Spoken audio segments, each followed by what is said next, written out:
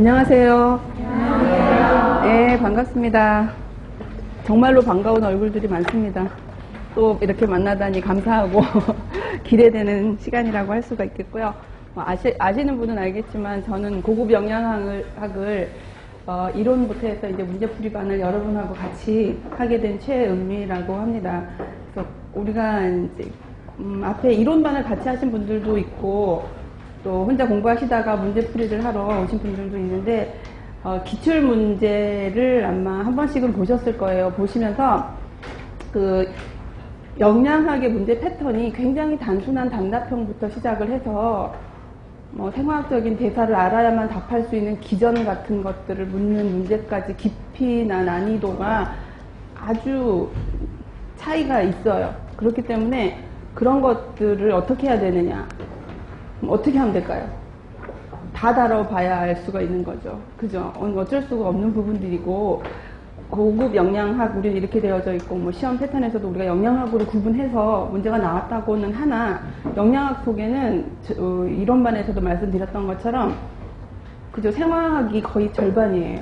생화학의 대사 부분이 이해돼야만 영양학의 기초 부분이 이해가 되기 때문에, 겉으로 표현이 된 내용은 간단한데, 그 속이 너무 뿌리가 다 걸려져 있어가지고 사실은 쉽지만은 않다고 말씀을 드릴 수가 있습니다. 그래서 작년 시험이랑 또 이번에는 새로 바뀌어진 섭취 기준이랑 그다음에 패턴을 이용해서 약간 문제들을 바꿔봤고 그런 것들을 다루면서 다른 부분들도 이제 역할을 해보려고 문제를 만들어 봤어요. 근데 그 이론서에 있는 부분들을 어차피 거기에 있는 그림들을 통해서 공부를 했기 때문에 그런 걸 도용한 문제들이 많아서 도움이 될까 해서 이론서를 같이 옆에 두시면 이제 도움이 될 것 같아서 말씀을 드렸던 것이고, 그 전체적인 점검을 하게 됐을 경우에 내가 수업하다 놓친 게 있다라는 부분들을 느끼게 되면은 다시 보면 되니까 너무 걱정은 하지 마시고,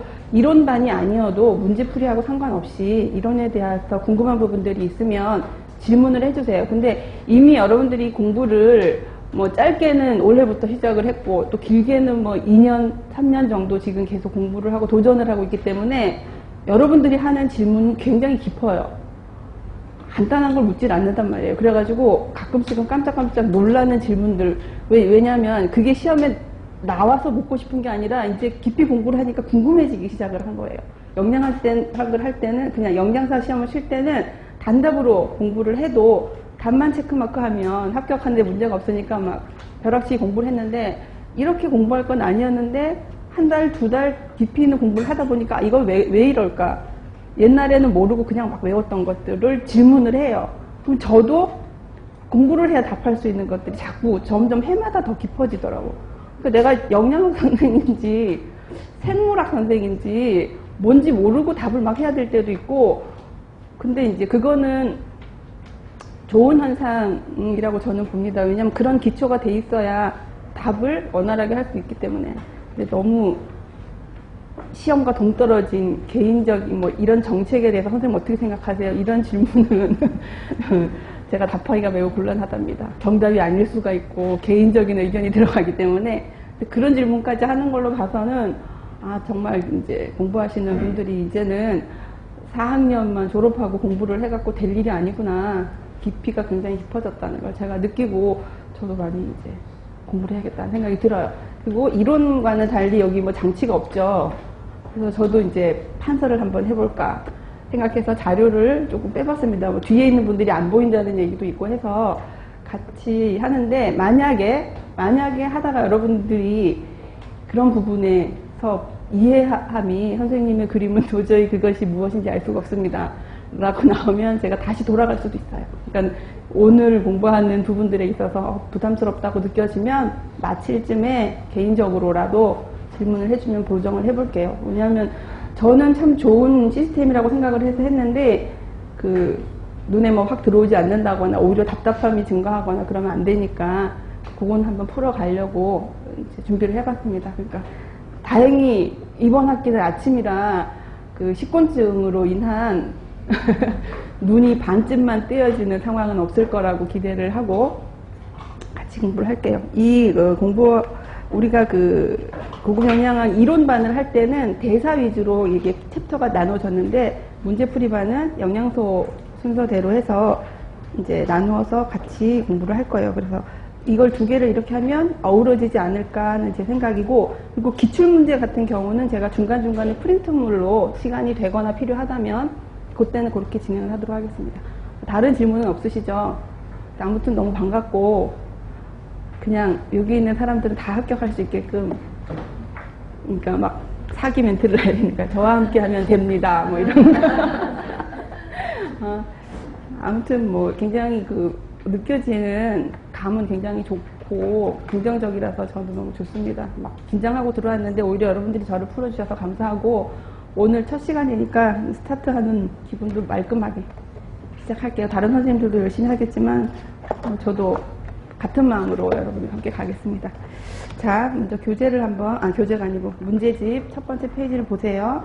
그럼 제일 첫 번째 1장이 에너지 대사와 영양 섭취 기준이라고 해서, 영양 섭취 기준이 2015년도에 바뀌었죠. 그래서 그것들을 문제화를 해봤는데 아마도 한 문제쯤은 나올 겁니다. 제가 낸 건 아니더라도. 왜냐하면 2015년에 바뀌었거든.